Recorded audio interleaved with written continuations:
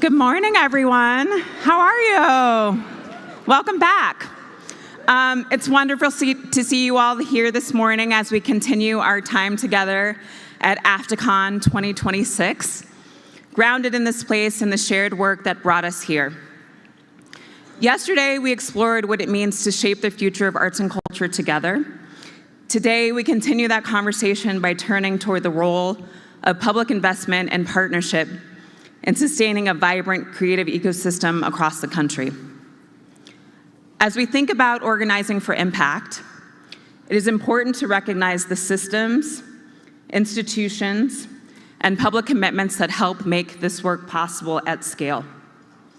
Public funding for the arts is one of those essential pillars.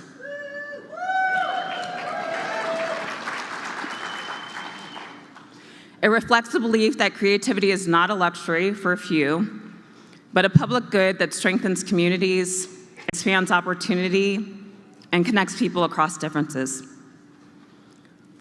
At a moment when conversations about public investment and civic life and national priorities feel especially urgent, that work matters more now than ever.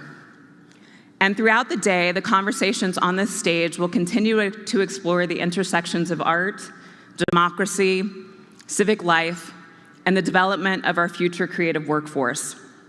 Questions that are deeply connected to the role public investment plays in shaping the future of this country. And you all are in for a treat today because we're going to have two plenary sessions. Molly Ringwald had some travel delays, but have no fear, you're still going to get to see her speak live and in person. So we have added a special evening plenary. There will be a reception just outside these doors from 5:15 to 5:45, so when you get back from your art ventures, with drinks and snacks. And then you'll get to see Molly in conversation with my beloved Christina Newman-Scott, VP of the Arts at Knight Foundation and Americans for the Arts Board Chair at 5:45. This morning, can we give Christina a round of applause? She's just like the most dear partner to me, and I'm just so happy to be on this journey with you. This morning, Christina will be in conversation with Julian Castro, as previously announced. But first up this morning, we are so honored to welcome someone whose leadership is so important to our national work. I have been incredibly grateful for Marianne Carter's partnership over this past year and for her sincere and deeply held belief in the importance of federal support for the arts and the role that that support plays in communities across this country. As chairman of the National Endowment for the Arts, she has brought a thoughtful leadership and a strong commitment to expanding access to the arts in communities large and small, rural and urban, across every region of the country. We're honored that she has made time to be with us here today, so please join me in welcoming Chairman of the National Endowment for the Arts, Marianne Carter.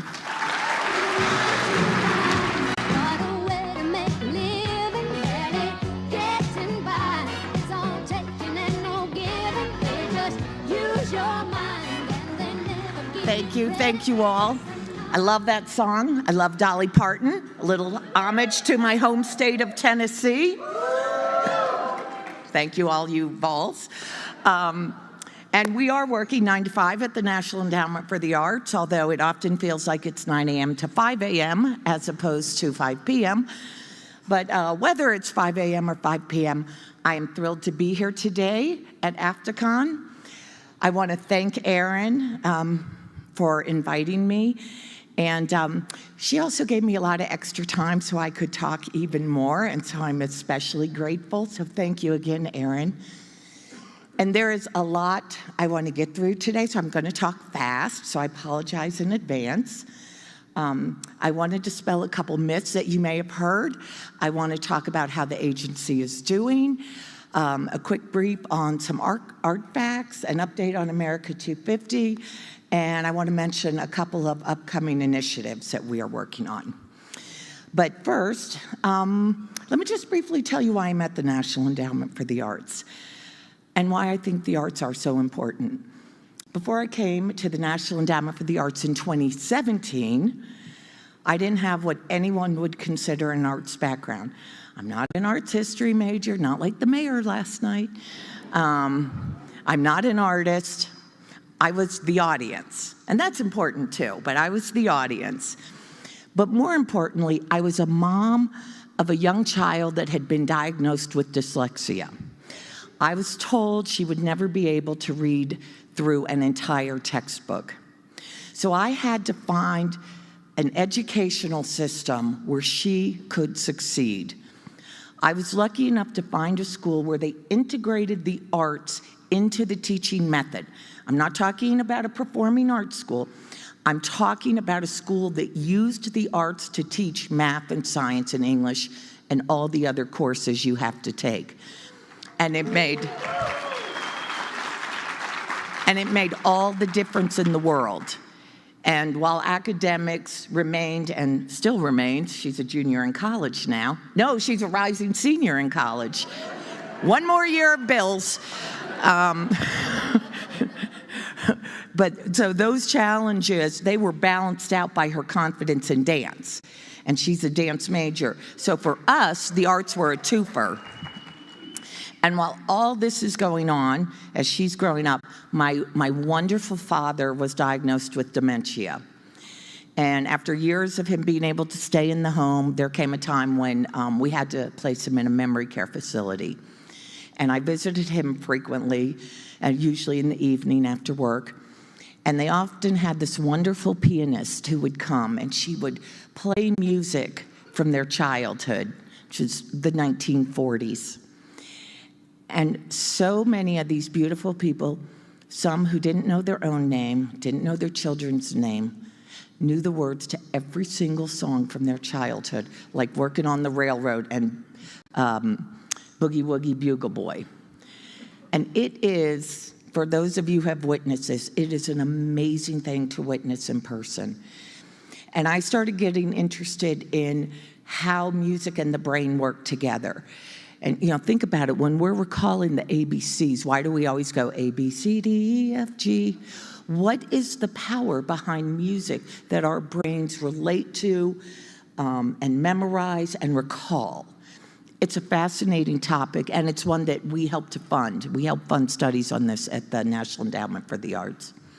So that's how I came to be interested in the arts.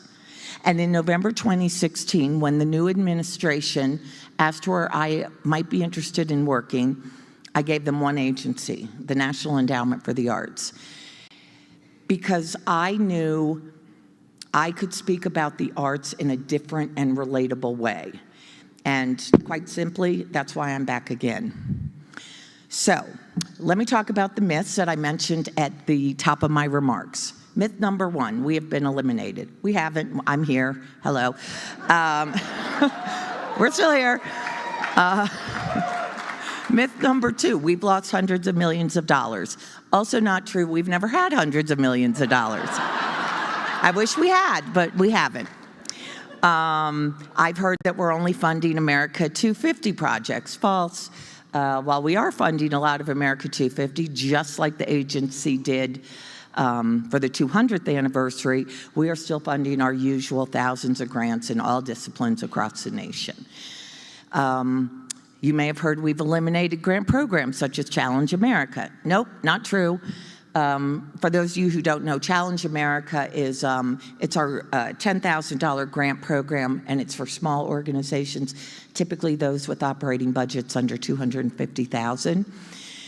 And but what we did do was move Challenge America to our general grant program. So it's still there, and now organizations can apply twice a year at the February and July deadlines, as opposed to the one time a year that it used to be.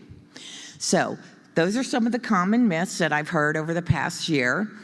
And and just, wanted to dispel them. Now, I'm not going to say that the past 18 months have been a smooth ride. They haven't. But I believe we have weathered the storm. I believe we weathered it well, and I think we are currently in a really strong position. So let me tell you a little bit about how we are doing. Last year brought a lot of change. Some change was difficult, some change was good. I know everyone here heard that we terminated some grants, that's true. But 86% of those grantees got their full funding. And if you add in those who had less than $2,000 left on their grant award, that number goes up to 91%. So it was a really, really high number of grantees who still were able to do their arts programming. And obviously there were other challenges. And this is where it's good to have friends. This is where a good friend like AFTA steps in to help. And help they did. And I am so grateful to Aaron and the entire team at AFTA for all the work they do always, but especially last year. They really, really came through, and so thank you.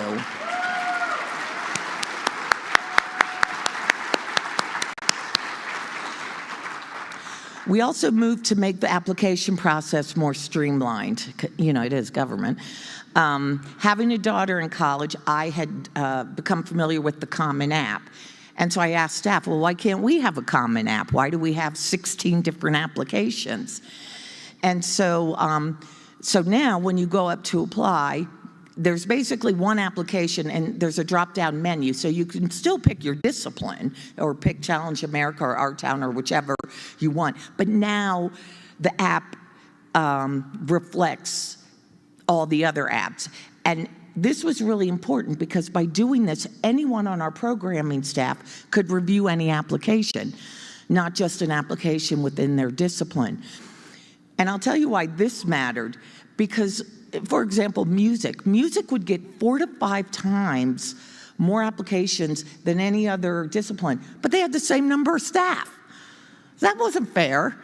So we made the work much more equitable across the staff, and so that was a good change. Okay, briefly, a couple things, news you can use. Here in New Mexico, for the next couple days, if you have questions on grants or applications, you can reserve a spot with National Endowment for the staff. Eleanor Billington and Christina Ribbons, and Eleanor and Christina are sitting right here. If you go through the AFTACON app, you can set up an office appointment with them, and then they'll meet you anywhere in the hotel. They've already met with several. They will be out doing a grant workshop about 3 hours away tomorrow, but they'll have office hours today and then on Thursday and Friday as well. And then I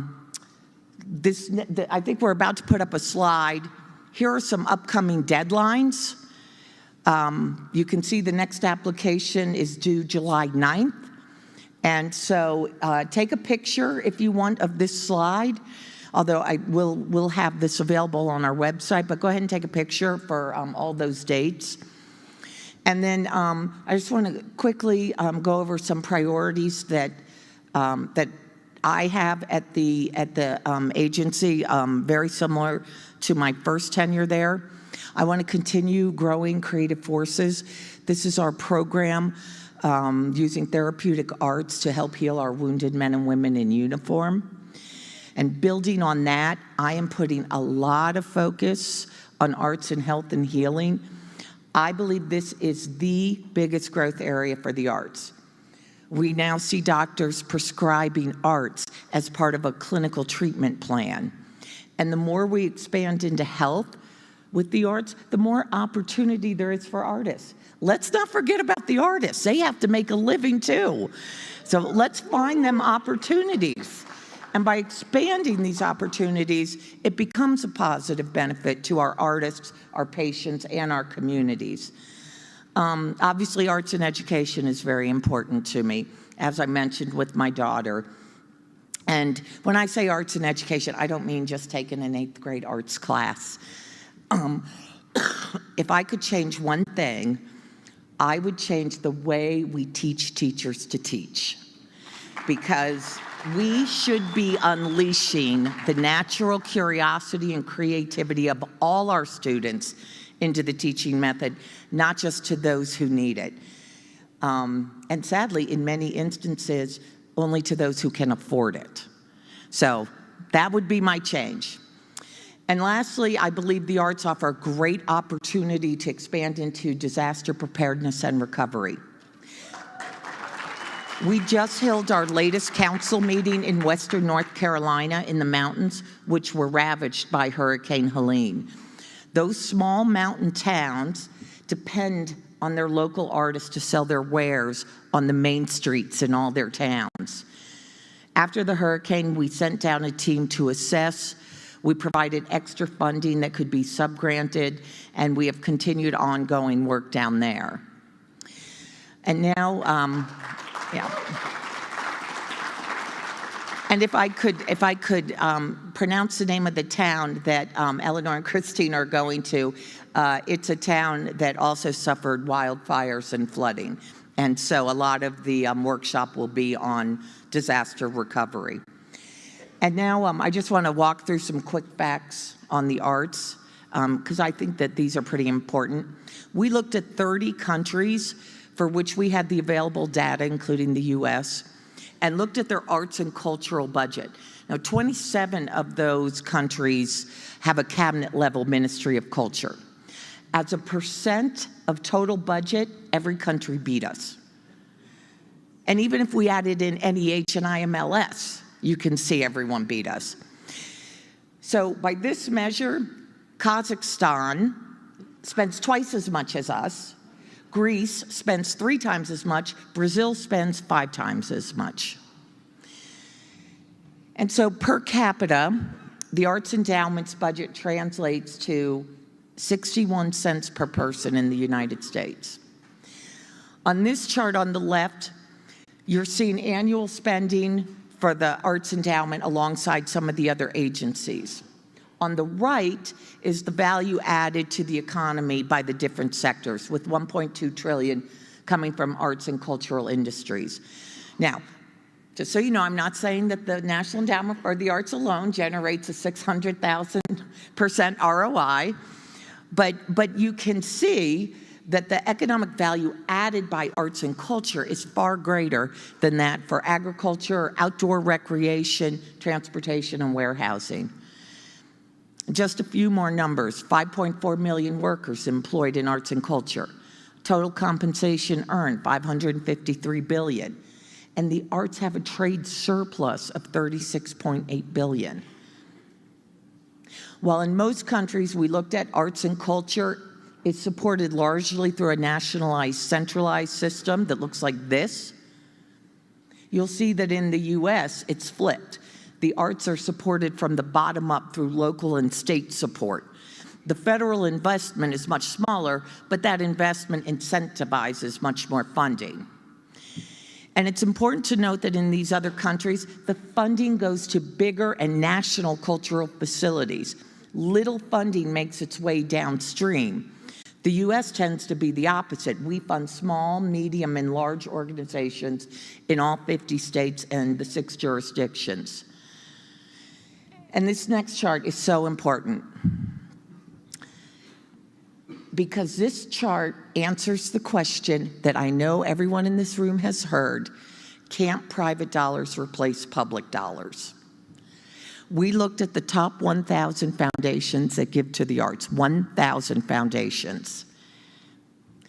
Almost 1/4 of the counties, more than a fifth, almost a fourth of the counties across the nation do not receive private dollars. If you remember one thing from today, remember this: one's access to arts programming should not depend on geography or proximity to philanthropy.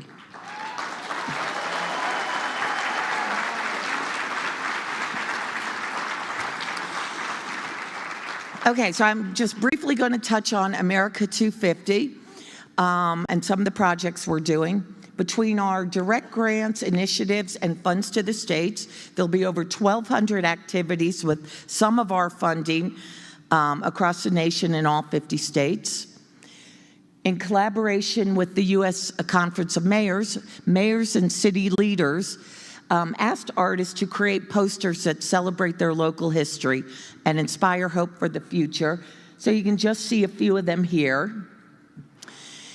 And you may have heard some news over the weekend about the Great American State Fair, and I'm sure it was all bad. But the National Endowment for the Arts is programming its own stage, and I couldn't be more thrilled. We are featuring grantees, National Heritage Fellows, other local artists from around the country, and we get to promote them in front of a much broader audience.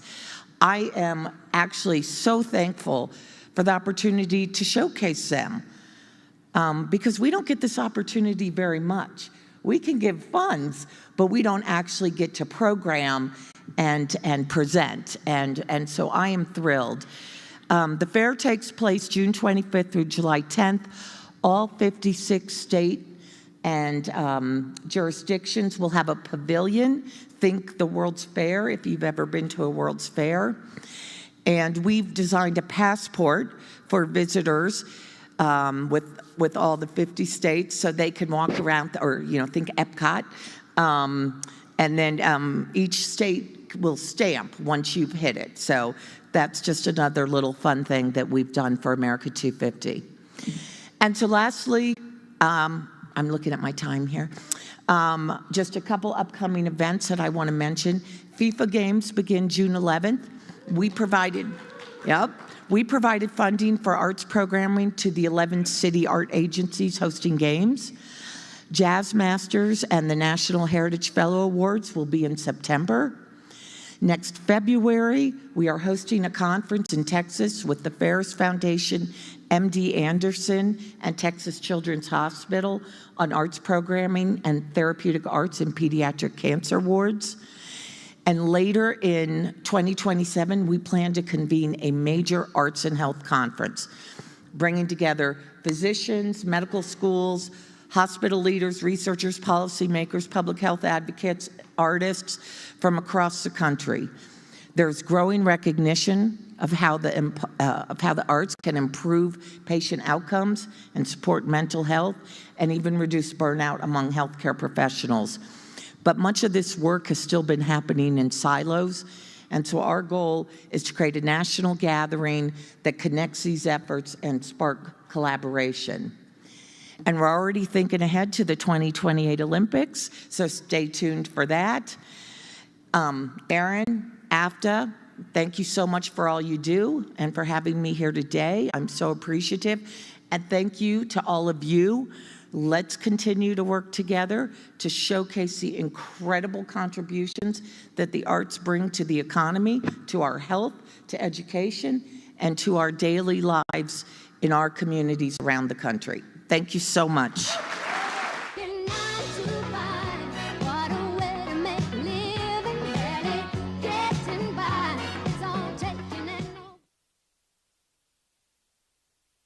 Please welcome to the stage the Vice President of Arts for the Knight Foundation and Americans for the Arts Board Chair, Christina Newman-Scott.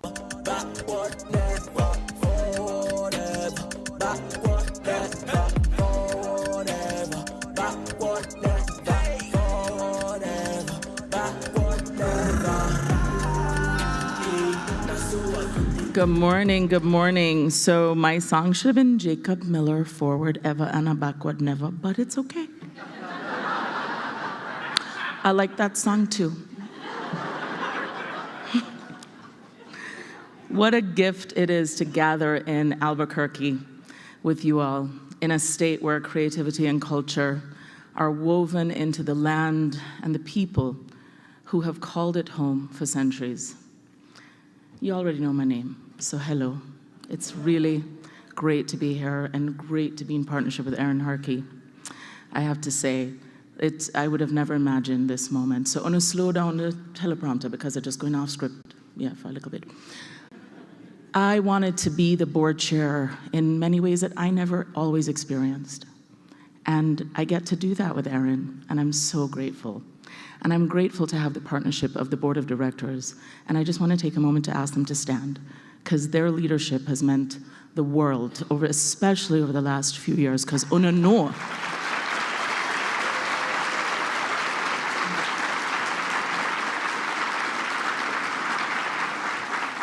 Thank you. We talk a lot in this field about what the arts do for communities, but the question I keep coming back to is this: what happens when we recognize that culture isn't simply a reflection of civic life, but one of the forces that shapes it? Right? Thank you for the one snap.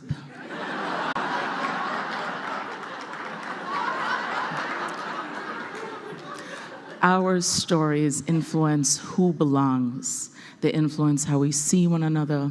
They influence what futures we can imagine for ourselves and for our communities. Few people have spent more time thinking about those questions than our guest this morning. Julian Castro is one of the nation's leading voices on civic leadership, opportunity, and belonging. As former mayor of San Antonio, former U.S. Secretary of Housing and Urban Development, and now CEO of Latino Community Foundation, he has, right? His resume. I mean, it is a resume. Okay. He has dedicated his career to expanding who is seen, heard, and included in American life, whether through public service, community investment, or philanthropy. Julian has consistently challenged us to think about how we build communities where people not only have opportunity, but they feel like they belong. Everyone, please welcome me, or join me rather, in welcoming Julian Castro.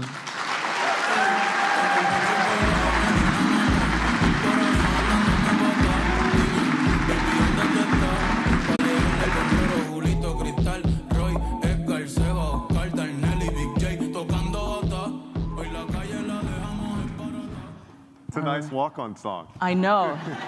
We heard you yesterday talking about Bad Bunny. Yeah. Right. My side story, we moved to Miami recently from New York, and my 8-year-old is obsessed. So every morning on the 9-minute drive to school, we listen to Bad Bunny. And one morning she was like, I don't know how Bad Bunny looks. And so I Googled Bad Bunny, and I was like, what do you think? And she goes, he looks like a Bad Bunny. And I'm like, That's a great answer. I'm like, you're an artist. You can. All right, Julian, how are you doing? I'm doing well. I'm doing great. Yeah. It's always wonderful to be in New Mexico. Yeah. I was just singing the praises of this place. I was remembering that the first time I came here, I think was in 1994 with my brother and my dad, and we went to Sandia Peak. Oh. And every time I come here, the weather is great. This is one of the few places, the states, that lives up to its moniker on the license plate, Land of Enchantment. Oh. So it really is nice. That's nice. That's great. Yeah. Well, we are thrilled to have you here this morning with 1,200 of your closest friends in the arts. That's right. Right? Because this is an important space in an important time. And so I'm going to just dive right in because we're excited about all the things that you're going to share with us.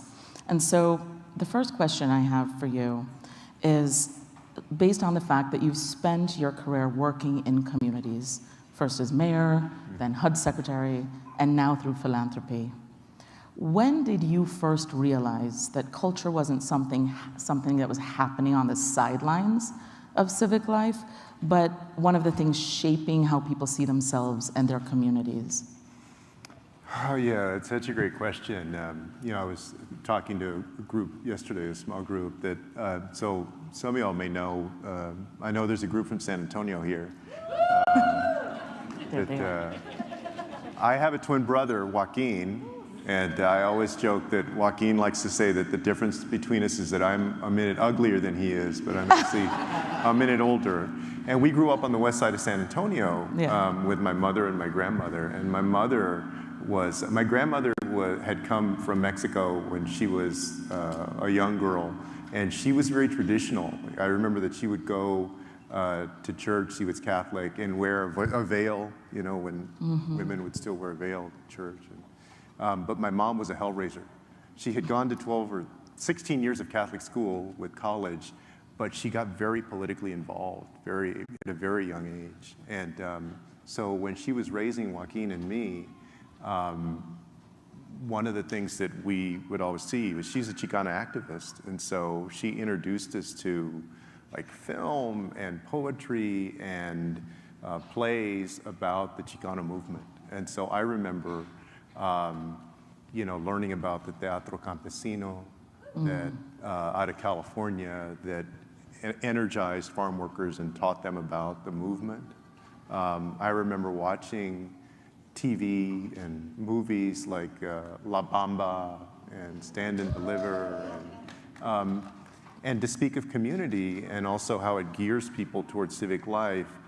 You know, it made me feel like that was the first time that I felt like I could see myself the way that they say you could see yourself or see your relatives or your friends in movies.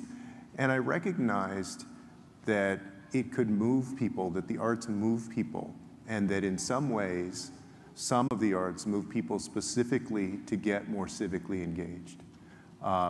The other thing, oddly enough, that I remember from when I was like 9 or 10, Reagan was president back then, y'all will remember. and I remember like him having Michael Jackson at the White House, and then him calling in, I think, to Joe Montana and, you know, the San Francisco 49ers when they were about to play the Super Bowl, or they won the Super Bowl. And I say that because I remember thinking about, obviously that was political, and I was growing up in a political household, but wow, like, why is he bothering to do that? Yeah. It's because arts and culture also move people politically, and they have an authority and a shaping influence in and of themselves.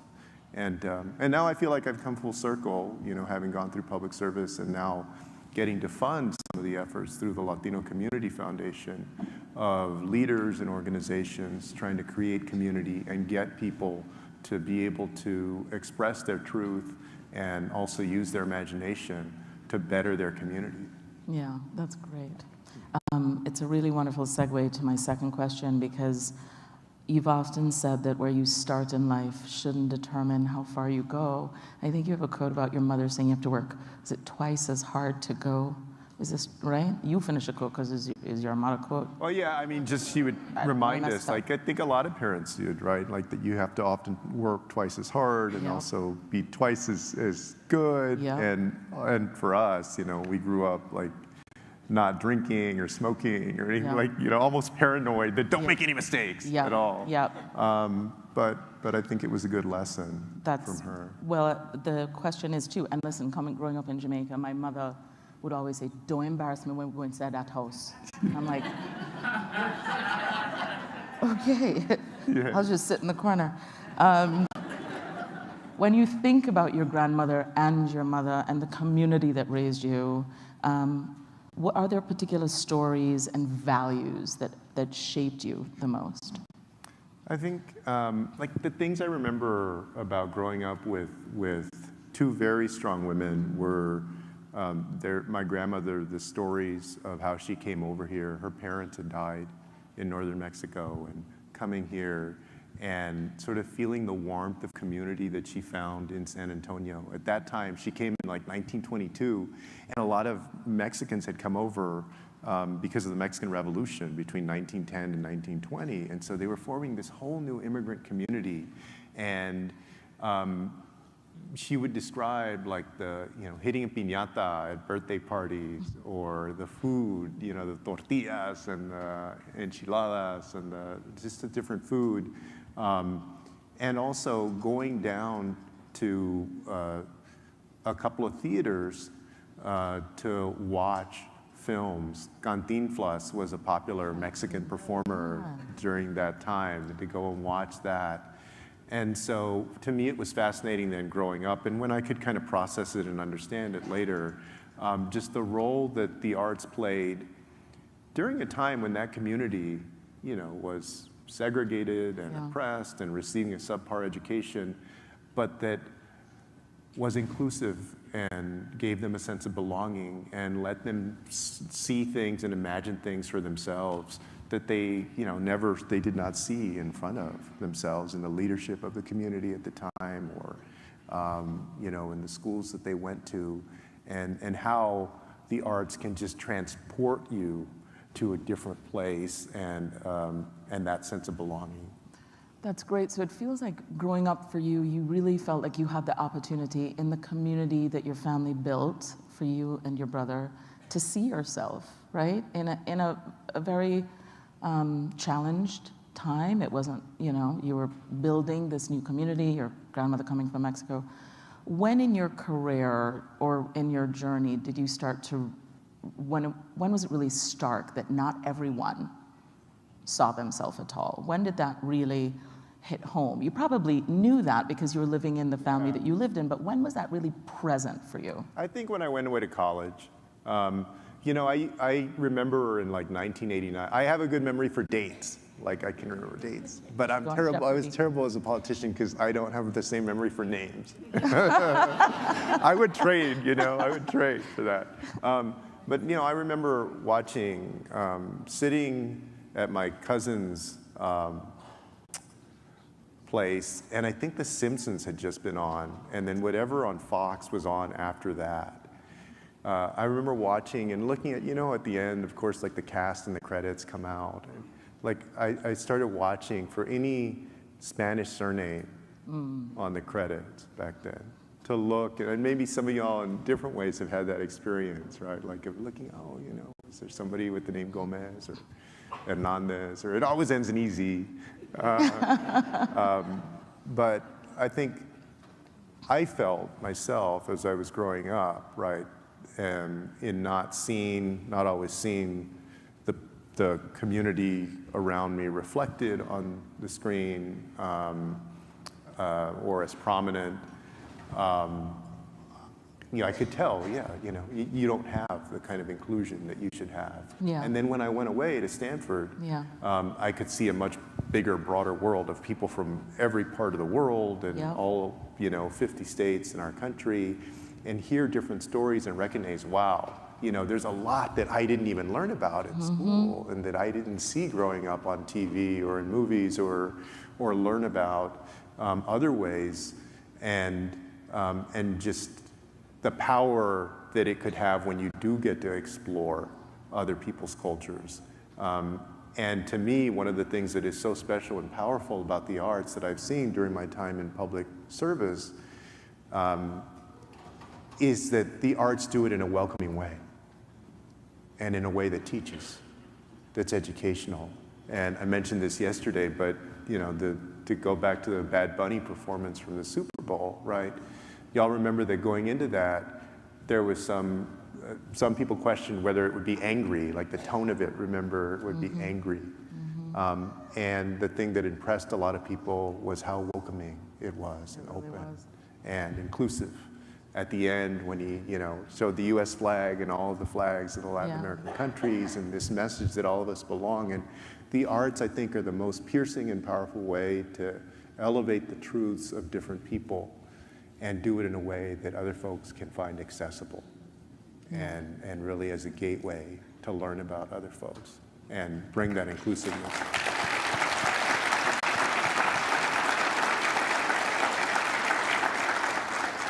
At Stanford, was there a new friend that you made, or was there a kind of new culture that you experienced that you were like, all right, this is my jam? Like, for instance, if you met Jamaicans, I don't know. I mean, maybe there was one of them, I don't know. Were they the vibe or were they not the vibe? I just mean, what? What cultures opened up your mind at Stanford, and then what did it teach you about belonging? Well, let me begin by, yes, I made friends, of course. But let me start by saying that I've always said that being a twin is a blessing and a curse. The blessing is that you have like a ready-made best friend for life. If any of y'all are twins, or you have, I hope you weren't like the third wheel in a family where you had twin siblings, or if you have twins, kids. But the curse was that I already had a best friend, so I never felt this compulsion, this real need to go and find more friends. I did have friends at Stanford, but it was so much more diverse. Like, the easiest example of that was the strong Asian American community on campus and in California at Stanford. Like, I hardly had any exposure to that, even though I had taken 3 years of Japanese in middle school. You did? In middle school? Had not traveled to Japan. Obviously, San Antonio's population at that time, it's diversified to some extent now, but was very basically Mexican-American, white, and African-American. And so it was a whole new world in terms of the diversity of people and learning about culture and food and music. And also we had Eastern European students who lived in our dorm, and asking them questions about their immigrant experience. And it opened my eyes to the world of experience of other people that I did not understand or did not know before, and really gave me a foundation. Like, I think our higher education gives a lot of us a foundation, to explore more. Yeah. The real question is, what were you listening to on the way to class? What was I back then? Yeah, what was the music? What was the music well, I'm for stuck you? in like the 80s and 90s. And So what was your jam? What was the thing that when you were like, sorry, that's my jam? I mean, I used to listen to like a lot of 80s pop, like, Michael Jackson. I used to listen to all the groups from the 80s. Also, in the 90s, I was going to school when Selena was big. Yeah. Selena. Yeah. So Tejano music had its boom in the mid-1990s. Used to listen to some of that. In fact, one of Selena's songs was my campaign song when I ran for president. Oh, that's amazing. Even now, when I, just like everybody, you hear music, something comes on, and it'll take me back to being sophomore year in the dorm at Stanford. Yeah. Right? And studying for an exam or something and stuff. And so you're in the car with your kids, and you put a song But on. they don't want to hear my music. No, my And you're like, daughter kids, listen. I have a 17-year-old, and y'all probably have the same experience. So literally, I put the music on. I have, well, I mean, like, I don't want to say this categorically, but I know people don't listen to the radio as much now because you have like your iTunes or your Spotify or whatever. She puts on her AirPods like, immediately. That's so true. Mine does that too. A couple of times I had to say like, hey, it's a good song. I feel your pain. I've been there. I want to talk a little bit about this idea of the courage to reconsider. One of the hardest things for any leader is changing your mind, especially publicly. You've spent much of your career asking difficult questions about systems that many people take for granted. Can you think of a moment when an experience, a conversation, or even a community challenged something you deeply believed in? It's a great question. My mom came out of a background in the Chicano movement that was fairly, I don't want to say militant, but was very, strident. They were activists, and they were angry because of the mistreatment of a community and the lack of opportunity and, the oppression of their community. And so I think especially when I got to college and through part of it, I think I carried a lot of that, almost like a resentment or a grudge, right? And I think seeing and learning from people and their own experiences and getting to hear other voices balanced out my life experience, and so that I could understand people better and where they're coming from. And so I wouldn't say it was any one single moment, but more giving me a more complete understanding of people's experience and why people might have certain views, and ultimately the ability to appreciate people even if I disagree with them. Yeah. You know, and to talk to people and try and learn and not get so like upset. I used to get more upset, you know, when somebody would disagree on a policy issue. You know, now I'm talking about when I'm 19 or 20, 21. Didn't have the same patience. I can't say that I have like the most patience today, but I definitely have a lot more understanding that people are coming from different places, and also that there's not one right view oftentimes. Yeah. Right? And sometimes what's right changes. And so I would say that over time, that experience, that understanding changed my approach Yeah. in general to thinking about policy and issues and walking through the world differently. That makes a lot of sense. Yeah, listen, patience is a practice, let me tell you. Sure. I think I have patience, and then like if my kid films me in the kitchen screaming at my 8-year-old over something, I'm like, maybe I don't have as much patience as I thought I did. Yeah. You know, there's this saying that I'm sure a lot of you know in this room, anger is like drinking poison and expecting the other person to die. I think about that a lot, because, you know, with teenagers too, right? Like there's all the feelings in the house with the teenagers. And anger, and like it's right there. And I'm like, look, they're not listening. It doesn't matter. I'm gonna have the conversation again when she's like 25, because they're not ready for it at 16, because I wasn't ready for it at 16. But I say that to say your point about patience and listening and disagreeing better is, I think, something this room, all of us, you know, can do more of. Because I think we all know the power of the arts. We believe it so fundamentally. We live it, we see it, but so many people don't get it. You saw Marianne's slides. Like it just doesn't make sense. So I think really trying to approach these conversations with a deep sense of curiosity around, like, help me understand why we can't shift the needle on this bar chart that we just wanna, I mean, I get angry about it. I'm like, really? How much more data would you really like on this? No, I mean, we're living in times where like it tries a lot of people's patience, right? Yes.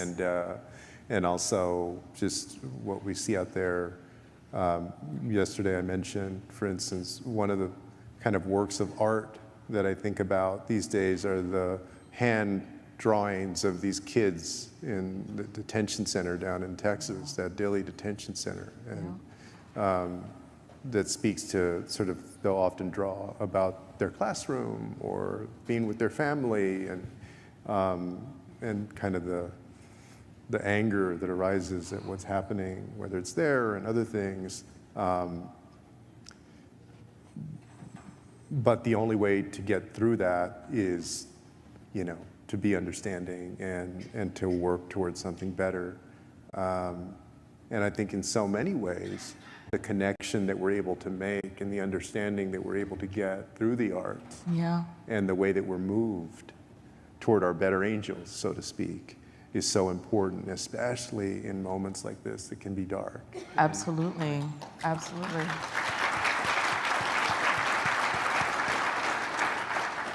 What do you think happens when leaders lose the willingness to keep learning? You're obviously a leader who has not. What happens to a leader when they lose that willingness?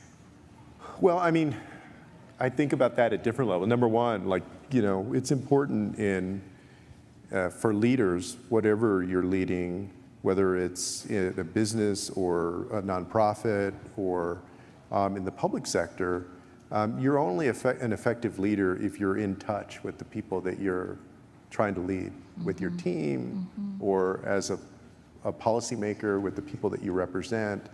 And so that's all about learning, because things are always changing. Things are always changing in people's lives. Things are always changing in the community. People's concerns, you know, they are evolving. They take on a different tenor. People's frustrations are up and down, or their elation or hope. And so the leader that stops learning or sometimes doesn't know how or doesn't bother to learn can't be an effective leader for very long. No. You can't be a very effective leader. And the good news is that oftentimes when you're a leader, one of the things I always said about being in public service, like one of my favorite things when people asked over the years, was that it would give me license to talk to anybody in the city when I was mayor. Like I could go up to anybody and say, hey, I'm the mayor. Basically not in these ways, but like, tell me about your life. Tell me about what would you like to see in the city? How do you think it's going? And it would be a whole gateway to hearing about people's hopes and their aspirations and how their family is doing. And I think of that in the context of being an effective leader by listening to people and listening also now as just a citizen, listening to each other. Because I think one of the biggest challenges we have right now is not listening enough to each other and understanding each other. And there are a lot of reasons for that, of course, including a media ecosystem that I think in many ways is there to divide us and polarize us, or that's the effect of it. But we have an obligation to try and overcome that as citizens. And again, I think that the arts are a way where kind of people's dukes are down, and people are more willing to explore a different culture, if it's the language or the food or the music or, a production, than they are to talk about the policy of immigration, and how much should we go in this direction or that direction, or what should we be doing in terms of border security. It's just different, Yeah, it is different. And, when we chatted on the phone a week ago, you were talking about when you were mayor of San Antonio, just as you were saying now, just really tapping into the stories of the neighborhoods and the people. And that strikes me as an act of imagination as much as it is of policy. And so when you think about stories, truly, and all this listening that you have been practicing throughout your career, how have those stories and that deep connection helped you think about imagining a different future for, whether it was when you were mayor or in any of your roles? How did you translate that? How did it come back to your daily work? Well, for me, it was very powerful, and I felt like it was natural because I had lived it there on the west side of the city. And when I went away to college, I had this chip on my shoulder about trying to make sure that other people could have the same kind of opportunity, other people from my hometown could have the same kind of opportunity that my brother and I felt very fortunate to have. And but that was all based on the story of my family, of being an immigrant family, my grandmother being, and my mother being first generation, and the community that we had grown up in, and not seeing that represented enough at places like Stanford or at Harvard or just different places. But it was always a very powerful anchor, the story of that community, of what I saw and what it could be. Yeah. And then when I was mayor, it also fueled kind of the narrative that I told and the picture that I painted for the community of what we could become, because I knew that I was leading a community with a lot of parents who felt the same way and who wanted more than anything else for their kids to be able to break barriers. And it also informed my policy choices. The thing that I'm most proud of is that we did a sales tax initiative for high quality pre-K when I was there that got passed, and we started this thing called Cafe College to provide free in-person advice or admissions and financial aid advice, because we found that the ratio between counselors and students in our public high schools was 420 to 1. What? And yeah. That is crazy. Yeah, Texas, what can you say? But all of that was a narrative about what we could be, right? And in public service, y'all have heard kind of in politics, they say that it's not about the past, it's about the future, right? But that future is always rooted in a narrative about something. Sometimes it's about grievance and getting people back. When it's at its best, it's about what we all can be, and painting a picture of a world where people are thriving and people are, there's a sense of belonging. And so for me in San Antonio, it was really taking that old chip on my shoulder and turning it into something positive about a narrative of what we could be for our kids and what they could achieve and what the city could become because of that. There are folks in this room every year as budget cycles are coming up that, and arts funding is threatened amongst other, often humanities and arts are threatened and arts education. What can we do a better job of, from your vantage point as being a mayor, in terms of policy shifts or advocacy approaches? From your vantage point, what's a tip that you have for all the advocates in this room? Because if we wait till the budget cycle, we've missed the time frame, haven't we? So then, it's a great question. Give us 3 tips, don't actually. stay in your lane. Don't stay in your lane. Say more. Because oftentimes, let me start at the local level. Okay. At the local level, oftentimes, right, like you'll get your city funding out of the arts budget, right? And sometimes there's 1% for the arts, sometimes that's coming from a hotel occupancy tax or other taxes. And sort of, okay, that's what goes into that. And then the groups sort of fight for funding, who's gonna get what funding, and there's always a frustration about there's not enough funding. And what I mean by don't stay in your lane is don't be satisfied with just that. Paint the bigger picture of why the arts and culture matter and connect with your allies, the other parts of that ecosystem, and build a coalition for a joint, pressing on public policymakers. Again, now I'm thinking about it at the local context, to allocate more of their resources, including general fund dollars. Because let's face it, a lot of times cities are terrible about actually, they think of the arts and they think of it in that one bucket, right? But what happens with the arts and culture impacts so much of the city's success, not just people staying in hotel rooms either. Right.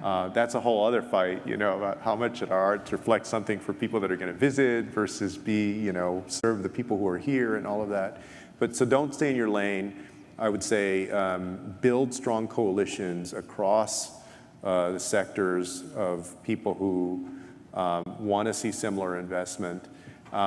And then, support those leaders. And this is something that we do at the Latino Community Foundation in philanthropy. Support leaders and organizations or work with them who are engaging community members to become advocates, to make the case themselves. Because I can tell you that the most powerful testimony to me when I was a city councilman or when I was a mayor were the families that were benefiting from whatever programming was out there or programs.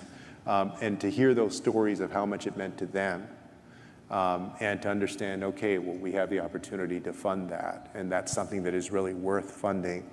A lot of times at the local level, like we're good at funding things, like roads and sewer systems and stadiums, unfortunately. Even though I'm rooting for the Spurs in the final.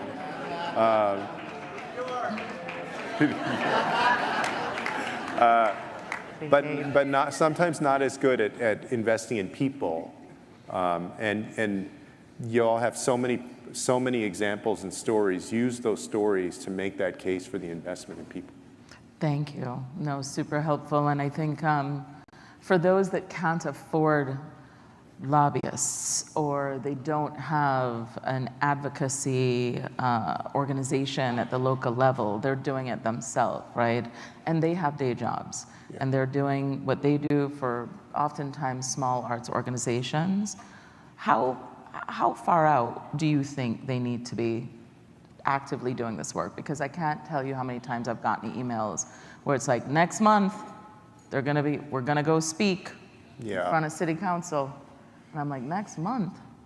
That's gonna be tough. Yeah. Right? But how, from a timeline perspective? Well, it does matter. People's voices matter in the process. When you show up, it adds up, basically. I'm not going to fool anybody and say, like, one voice right, oftentimes makes a difference.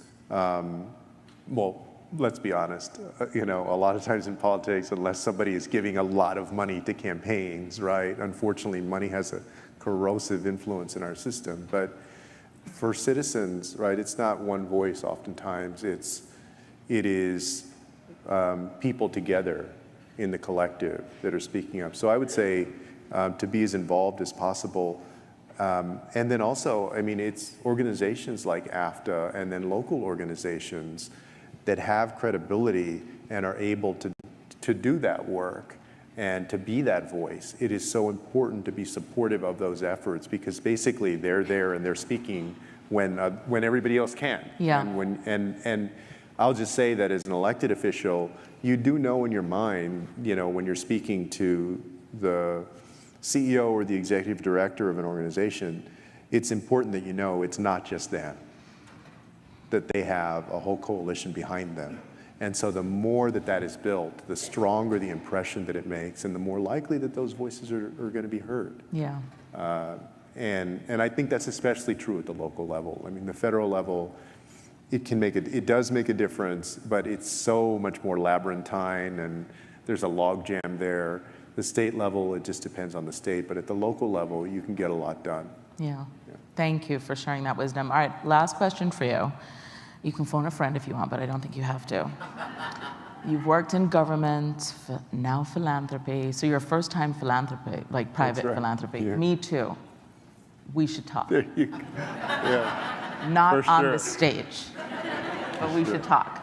Because I'm learning a lot. I just didn't know what to expect in private philanthropy. It's fantastic, but I still have so many questions. So when you look ahead, what gives you the most hope about the future of this country? And part two, if you could make one investment, one bold bet on America's future, what would it be? What gives me the most hope, a couple of things. That our institutions are holding up right now, whether it's our court system or other institutions. A nation is only as strong as the institutions that it's built and the people behind those.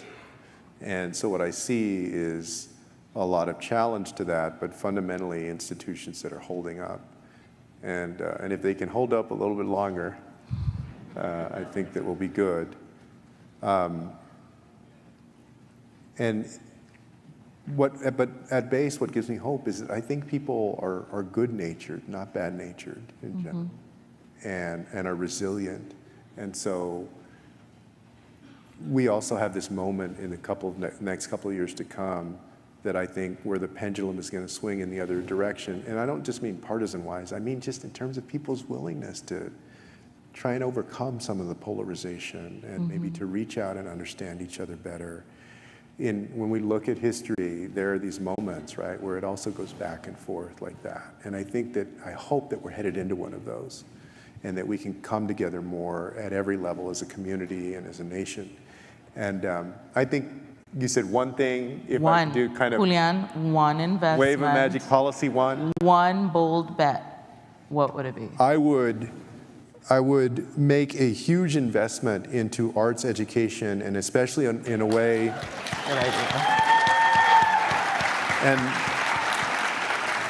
and with a component that marries it into something else that we really need in this country, which is civics education. And people, Yes.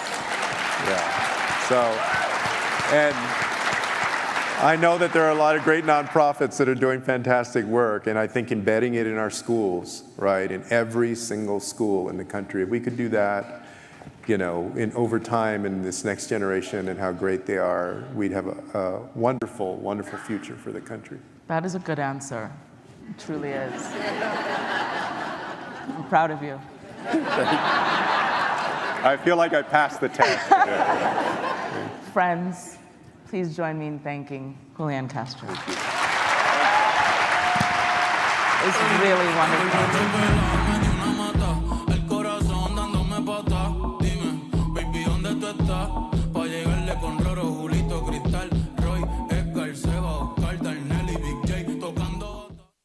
Please welcome to the stage Dr. Shel Sanchez, Alan Trevor, Cindy McCrossan and Jared Olguin.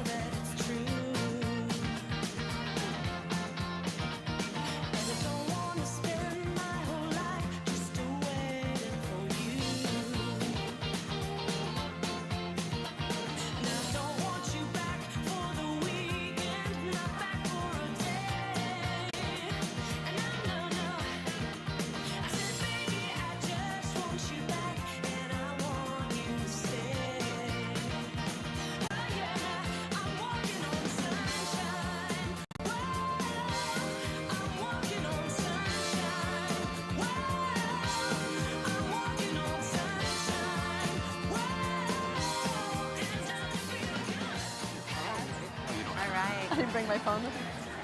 Okay. Oh, am I mic'd? Oh, You're live. amazing. All right. Okay, I'm going to do something off script, which everybody knows that I'm very likely to do. But you guys are an amazing audience, and that was like, I swear, if somebody had told me I had to follow Julian Castro, I probably would have said no to this morning, but because that was incredible. And you guys are such an engaged audience, but we have been sitting here for a long time, so everybody stand up, stretch, feel the New Mexico sky, turn around. Do the hokey pokey. Oh yeah, oh yeah, oh yeah. Deep breath together. That's mostly for me because we have to follow that group. All right, sit down.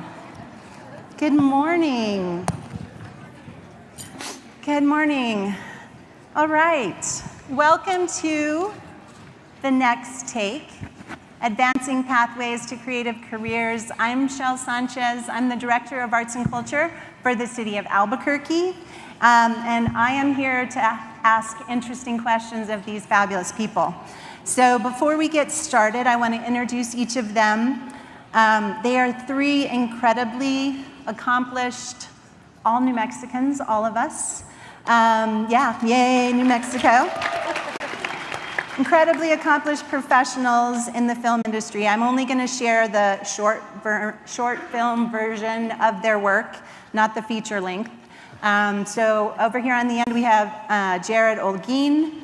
Jared began his career in film as a rigging electric technician, rapidly advancing through the ranks due to his strong attention to detail and operational efficiency. With 19 years of experience in the New Mexico film industry, Not even that old. he has held key leadership roles including foreman, assistant chief rigging technician, and chief rigging technician. He currently serves as the manager of stage management at a place I think you might have heard of, Netflix Studios. Anybody know Netflix? Yeah, all right. Jared studied film at Central New Mexico Community College and has continued to expand his professional development through certifications.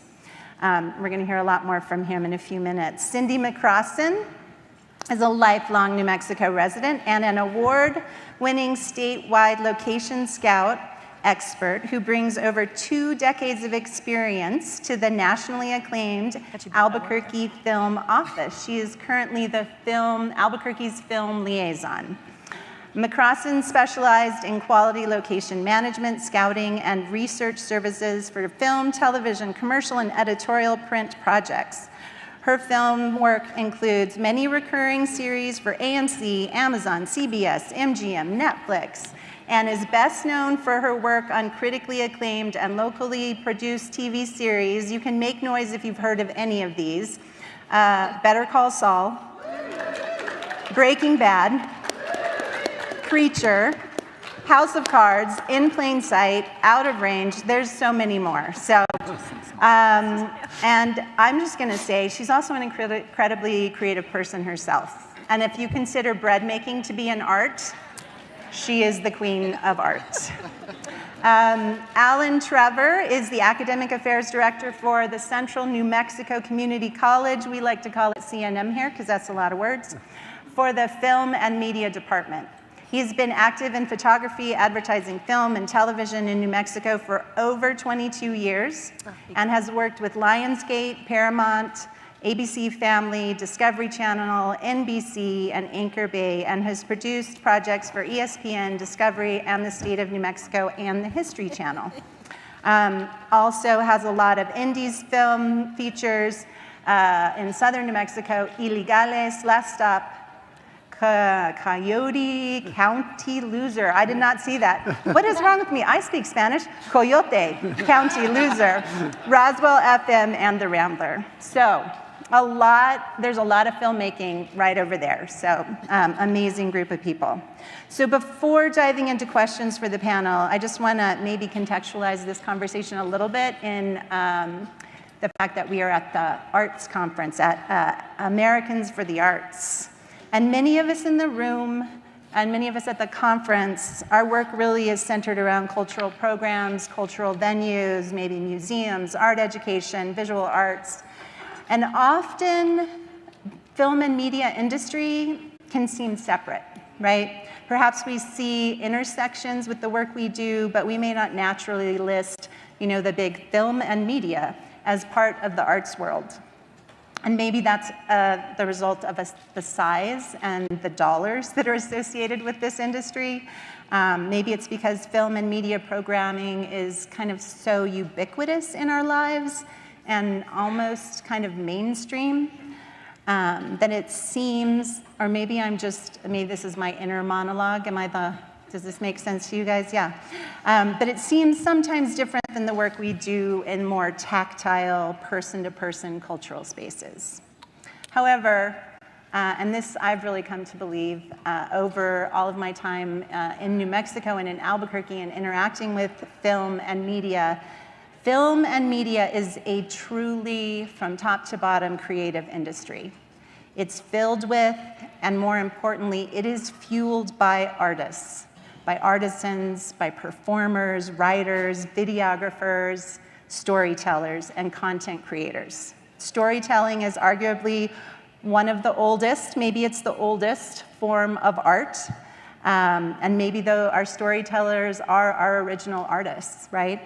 And so this creativity and good storytellers are really the central to film and media industry. And so if it ever feels like it's something else, I think we have to reclaim all of those artists and creatives that have made it so ubiquitous and so important to our daily lives. So we are here at the Americans for the Arts Conference. So before we really dive into the other questions about pathways, do you guys individually consider yourselves to be artists or creatives in your professional life? So we'll just start with Alan. Yes. Okay, say more. So yes, in the broader sense, I'm an educator, and I get my students to participate in the storytelling process through that art form, and looking at it as an art form. A lot of the students come in, they think big, they think, oh, Netflix, and they think of all these other great places they can work for, and I reground them and really look at and hope that they understand that in the process, we are, as a human species, we're storytellers. And I really drive that home in my classroom, that it's story, story, story, and then out of that blossoms the art. Very nice. So you're an arts educator. I said all the wrong things about you. Okay, arts educator. Cindy. Yes, and I bring a artistic background to a bureaucratic setting and past work almost as a fixer and using creativity and imagination to help storytellers bring their emotions, their story together by helping them find resources. And I don't make a product myself anymore in my world, but I help individuals in the production landscape get to that place and find the tools that they need.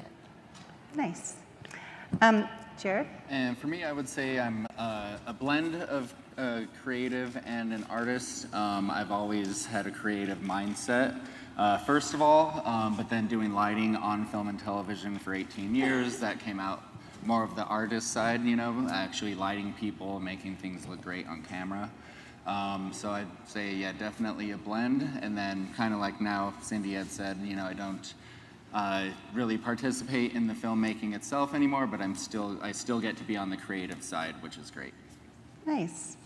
So the heart of this panel is really pathways to creative careers, really in the context of the film industry.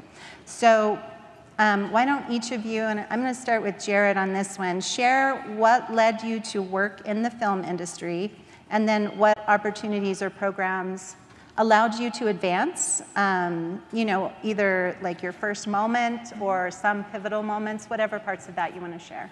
Great. So I first got into filmmaking back in middle school. I was a skateboarder. And we used to, you know, record ourselves skateboarding all day, every day. We'd go home, edit the material, put sound on it, and send it out to companies for sponsorships. And that was my first real, you know, dabble into filmmaking. From there, I kind of just stayed interested in film. And what really got me into my career was I had a friend who was working on The Longest Yard here in Santa Fe. Oh. I had a friend who was working on The Longest Yard here in Santa Fe, and he had me out as a guest on set for the day. So I went out, checked it out, and after being on set, I really was just kind of mesmerized by everything. And at that point, I knew I wanted to do film. Sounds like it went out. Knew I wanted to do film for a living and hopped into film school. Before I was done with film school, Albuquerque had built Albuquerque Studios, and at that time our film base, our crew here wasn't really very large, so I was one of the lucky people who got in straight from school and then continued to work my way up, you know, show by show by show. And then during the writer's strike 2 years ago, decided to go corporate, and after 11 interviews with Netflix, felt like a lifetime. It was like 4.5 months, got hired as a manager over there, but yeah, that's basically my journey. And then I did take the FTTP film program at CNM, which Alan will talk about later today, but that was where I went to film school, and it was, you know, it's what got me to where I'm at today. Nice. Cindy? So my foray into filmmaking happened late. I didn't enter the film market industry until I was 46 years old, divorced with 2 teenagers to care for. I started as a University of New Mexico theater arts dance major, and so picture me in the 80s going to New York for a decade and being a performance artist and Buto Japanese dance, Popo and the Go-Go Boys, you can look them up. And so picture the lights coming up, I'm head to toe in body paint, and I'm slowly walking a goat to the front of the stage. And my cohorts are in the back in a wetsuit body surfing on raw eggs, while a friend is quietly shaving her head. So it turns out that walking a goat in body paint on stage is a transferable skill. You wouldn't really think that, but I was a choreographer, and many injuries later, that happens to performing artists. Your body's your tool. I started in the film photo industry in New York, managing photo studios for editorial and advertising photographers, and came back home with those aforementioned small children. And the woman who was in my position, City of Albuquerque film liaison, I had interacted with her, and she called me up one day and said, "Do you have a camera?" And I'm like, "But I'm not a photographer." No, we need people, right? You can get in the door someplace for this show, needs a place to film. And so cold calling, knocking on doors, and describing this police procedural that film USA Network, Insane Plight, I mean, In Plain Sight. They needed someone to help liaison with the community and organize and sell the circus is coming to town. Would you like to play with us? You know, we're really well-behaved monkeys in this circus. And talking my way into private properties and government and interacting with that. And then transitioning and working, you know, on bigger shows. Episodics are something that Albuquerque does really well. You have to be very quick and nimble. And anyhow, that was my trajectory. Nice. Okay, I feel like our time is running a little short. What got you into film education? Aliens. Great. So I started in Roswell. Nice. And so I started an advertising agency in Roswell because the market in Albuquerque at the time was a little too robust, and I just wanted a little better pathway. And so I started a business of advertising and photography in Roswell.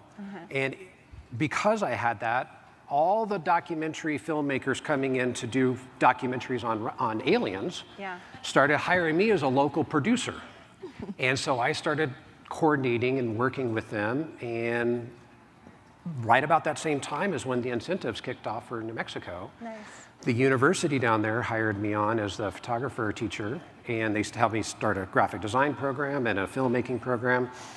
I was there for 18 years, then C&M brought me aboard in 2020 to start and take over the program up here in Albuquerque. And so, yeah, I attribute it to aliens.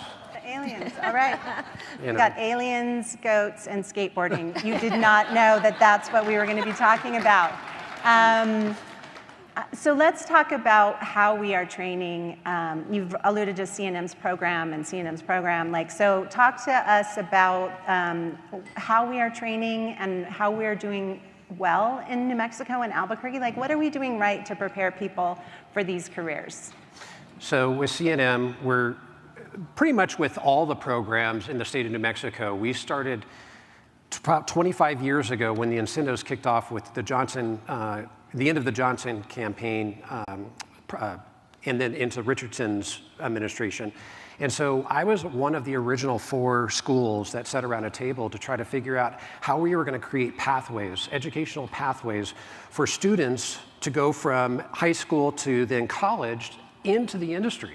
There was no clear pathway for that to happen. And so we were four schools that sat around to try to figure this out, to come up with a curriculum to take individuals who had a passion for storytelling and the idea of getting into this industry and translating those skills into what could be that pathway into the industry. And so it really blossomed out of those discussions, and it's grown. It's been a fantastic, journey with the way we take our students, and we really still go into the core fundamentals of artistic design, storytelling, and thinking about the broader picture of what is story and what is going to be. They're going to work on a crew. They're going to work on a bigger crew, but how individually can they bring their talents out to a larger group? And that's really what artists are, is creating an internal design and a story, and then bringing it out into a larger audience. And that's what we're doing with our students, and we love it. It's the best job in the world. Nice. And Jared, so that is how you got your official training. Yes, so I did go to the C&M program, and for me, like I said, it got me where I'm at today, so it does work. I'm proof of it. In the program, it was in its infancy whenever I went 20 years ago. It's definitely way far advanced now, and they're actually getting their whole entire new film campus. But when I was there, it was basically people would come in from each department. They'd bring in, say, a wardrobe department for the day. You'd learn everything about wardrobe, then props, then lighting. Basically every single department you could work in, and then you'd pick what department you wanted to expand on. I fell in love with lighting. That's why I went into that career. But just knowing that that program works, and I mean, the majority of people here that work in New Mexico went through that program as well, is just great to know that, you know, our education system for film is actually making people a chance to, or giving people a chance to work in film. So yeah, it's great. I think we got started a little bit late. We're going to take about 5 more minutes. And I do want you to talk a little bit about the Film Academy. Some of you will see this because some of you will be at the Albuquerque Rail Yards for a session, I believe, tomorrow. But we have a really amazing partnership between the City of Albuquerque, the State of New Mexico, and CNM Community College. Can you talk about the Film Academy a little bit?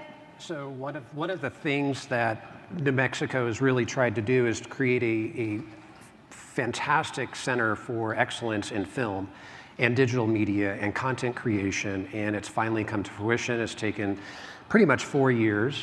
It's multiple state agencies, and we're less than 3 months away from our ribbon cutting. It's a brand new complex. It's 4 sound stages, it's recording studios, it's educational spaces, it's textile sewing labs, makeup labs, fabrication labs, theater. It really brings the ability for brand new content creators to come, not for just a film degree, but for content creation, for new pathways of education, for new opportunities and training. And to be able to be a part of that is just, you know, it's going to level us up. It's going to really put us on par with any major educational complex in the nation. Yeah, I mean, so where's Julian? Because I think we're doing what he said he wanted to see funded, right? I mean, arts education in all of these different ways. So very nice. All right, we have a couple more minutes. I would like to hear, you know, if you want to talk any more about like the education moments, but I also want to hear about what is on the horizon. I feel like you know, Albuquerque, New Mexico got on the film train a long time ago. You were speaking about it as like 20, 25 years ago. We started investing in incentives. We started investing in education, building these pathways, and it has paid off for our city. It has paid off for our state. And I know there are other cities around the country who have really invested in film and media and content creation. But I do want to take our last couple of minutes and tell me, like, what's next?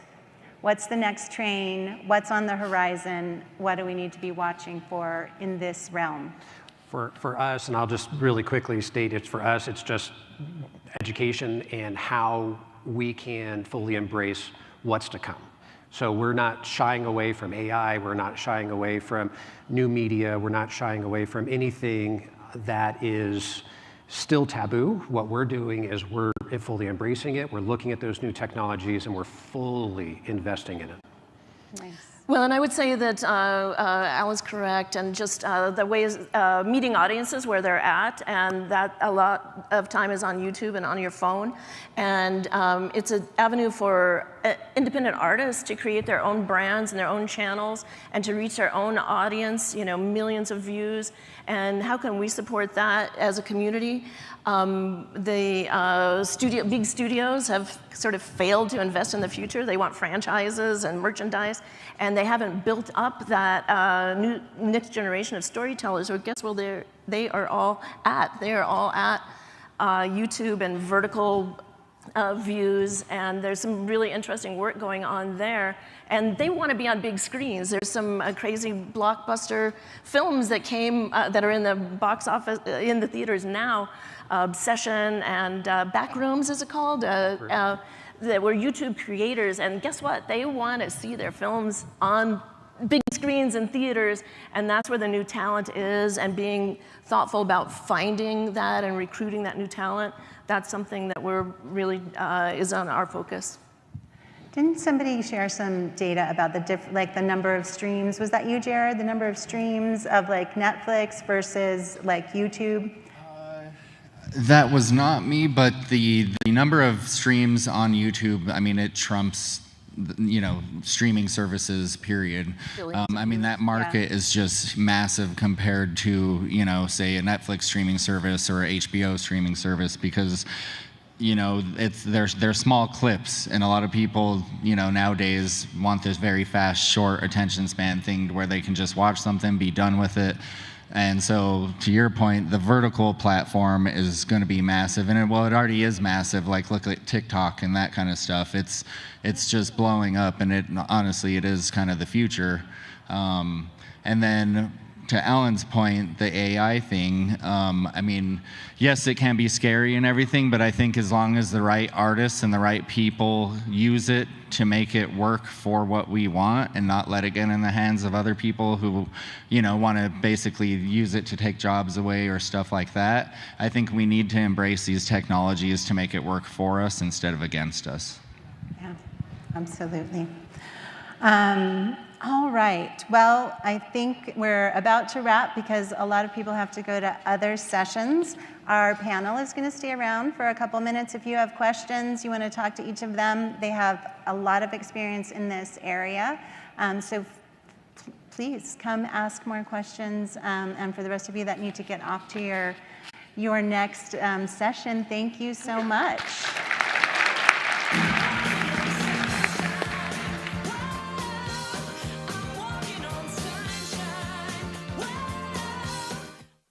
Hey, we are pushing breakout sessions to 11, so everyone can take a deep breath. You are not needing to rush, so take a breath. So it's all good.